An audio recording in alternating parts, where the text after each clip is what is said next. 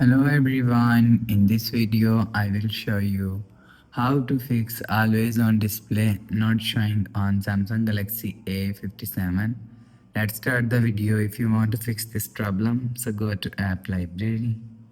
Here click on settings app. Now in setting, scroll down and click on lock screen and always on display. After click on lock screen and always on display, click on always on display. After click on always on display, click on show when to show.